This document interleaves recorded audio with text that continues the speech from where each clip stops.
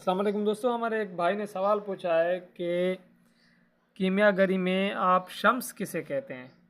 तो मेरी उस दोस्त से गुजारिश है, रिक्वेस्ट है कि अगर आप कीमियागरी में आना चाहते हैं तो सबसे पहले आप अपना कोई अच्छा उस्ताद करें। पहली बात तो ये है कि आप इस काम में ना ही आएँ तो बेहतर है, क्योंकि बग़ैर इल्म के और बग़ैर मालूमात के इस काम में सबसे पहले आपका सबसे ज़्यादा नुकसान होगा।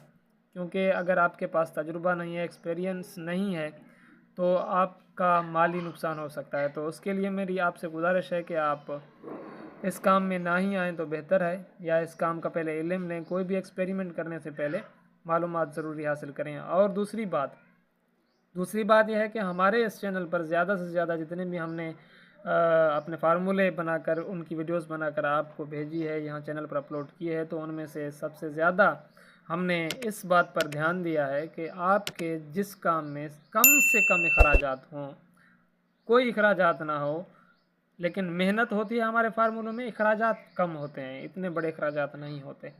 तो हाँ, वो आप फार्मूले कर सकते हैं अपना तजुर्बा बढ़ाने के लिए, जिसमें आपका कोई अखराजात आपके ना हो और आपको लगे कि हाँ, ये मेरे करने के काबिल है।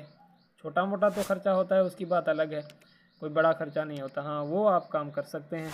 और जो मेहनत है, जिसमें पैसा खर्च नहीं आता, वो काम आप कर सकते हैं।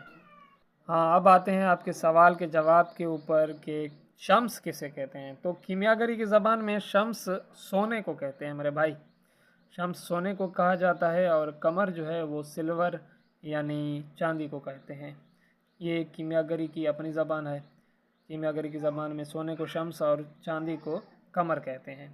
तो उम्मीद करता हूँ कि आज आपके सवाल का जवाब आपको मिल चुका होगा। मज़ीद रहनुमाई के लिए आप कमेंट कर सकते हैं। मिलते हैं अगली कीमती वीडियो में।